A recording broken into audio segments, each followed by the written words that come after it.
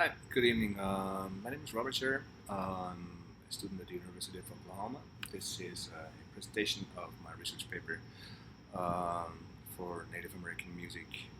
The paper was about how American people, popular music has misappropriated American Indian culture. It's a very heavy topic for me to write on, and I started off with investigating or finding out how we actually came about, how society actually came about the word redskin. Um, It happens to come from a translation of a letter in the year 1769, a letter that was sent by Chief Mosquito to a British lieutenant colonel. That letter read, the translated version of the letter read, "I shall be pleased to have you come to speak to me yourself, if you pity our women and our children. And if any redskins do you harm, I shall be able to look out for you, even at the peril of my life." Um, It was not until 1863 that the term redskin was actually used as a pejorative. That was when the Winona, Minnesota Daily Republican newspaper put an ad out, or as they call it, an announcement that, and I quote, "The state reward for dead Indians has been increased to $200 for every redskin sent to purgatory. The sum is more than the dead bodies of all Indians east of the Red River Earth." End quote. In 1898, the Webster's Collegiate Dictionary defines redskin as often contemptuous. Fast forward to 1933, and I like football, so I will talk a little bit about the Washington Redskins here.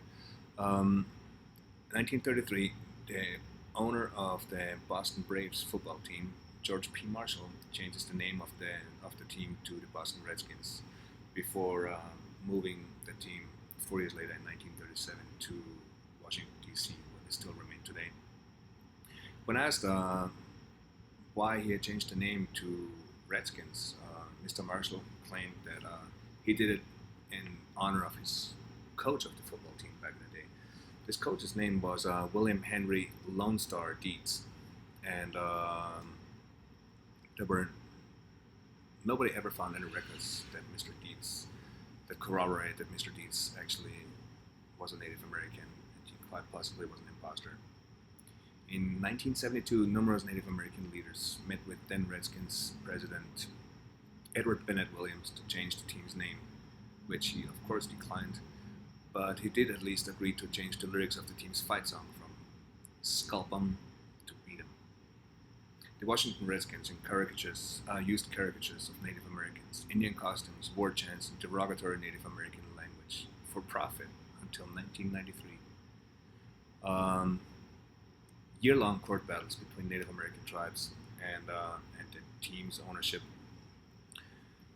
have been fighting against the six trademarks that Washington Redskins have for Native American uh, property, really, or names, until the U.S. Supreme Court ruled in 2007 that trademarks that may disparage people was a violation of the First Amendment Act, and the Washington Redskins got to keep all the trademarks, and they will get to keep the name no matter what. They have the court of law behind them. Ever since the colonial powers arrived in North America, Native American tribes have been looked down at. This was their rightful land. Racial antipathy towards ethnic minorities is unfortunately having a resurgence in our current administration. Even with the so-called idealist sympathy, a non-native tries to support the traditions and convey a more fact-based message. Small generalizations often seem to have an unintended negative effect as well. The lack of properly teaching historical facts, no matter how ugly the bitter truth may be at times, has dramatically influenced our society. We glorify our founding fathers in history classes, with hardly any mention of the millions of lives that have been taken out of greed and personal enrichment. Those people were slaughtered.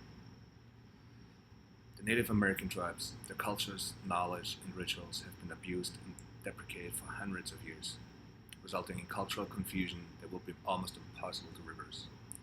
Sure, some people show respect towards different cultures in their histories, but mainstream media and the general lack of interest to dig in a little bit deeper to uncover the truths prevail.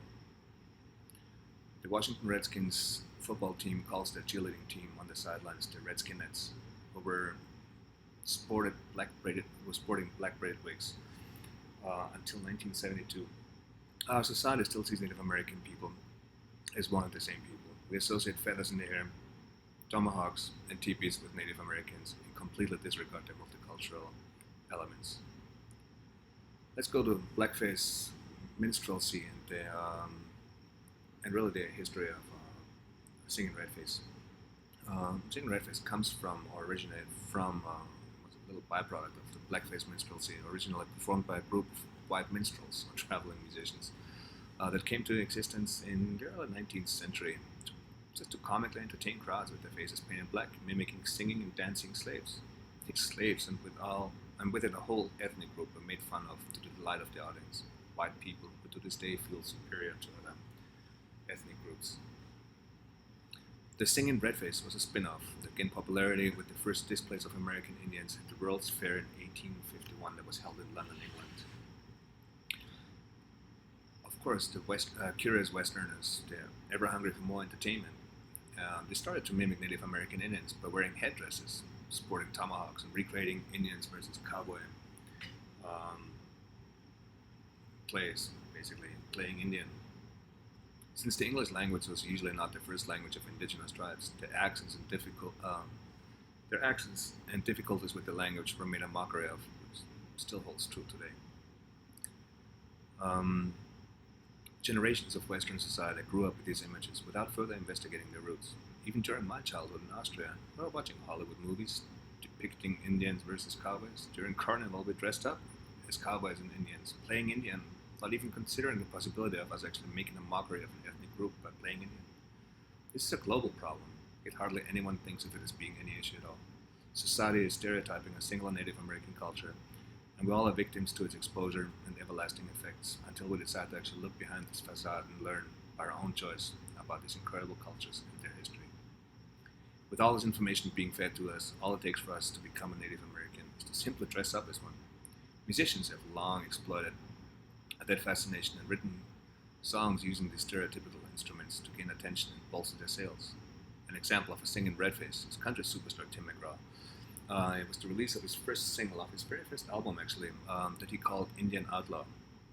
It was an instant hit. McGraw portrays himself as being a half Cherokee and Choctaw outlaw in that song.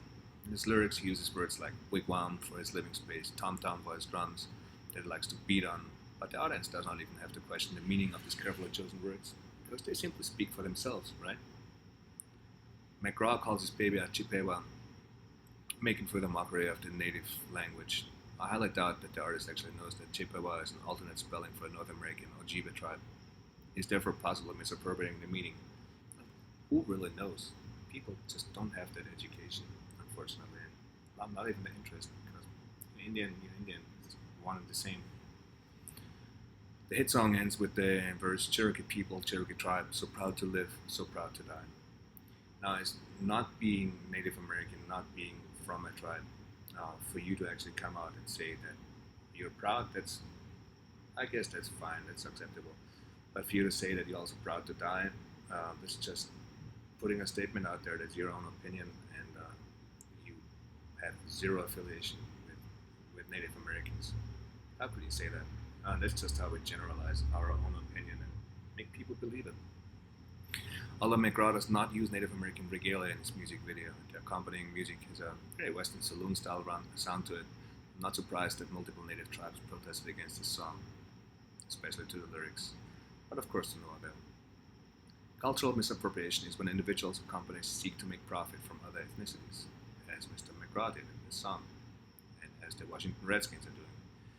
According to Dr. Ciccona, while music as an oral experience that occurs in real time is something intangible, the appropriation of native culture in Western music includes tangible elements, and artistically these include regalia constructed of pieces and architectural designs. The logo of the Washington Redskins football team, the imaginary Indianness seen in the tomahawk chop. The majority of the Western civilization simply has no idea and sadly not even an interest to try to learn about the rich history of Native American tribes. To them, they will always be drunken savages with funny accents, a headdress, perhaps with painted faces, who still hunt buffaloes with bow and arrow, live in teepees, and are simply not really fellow human beings.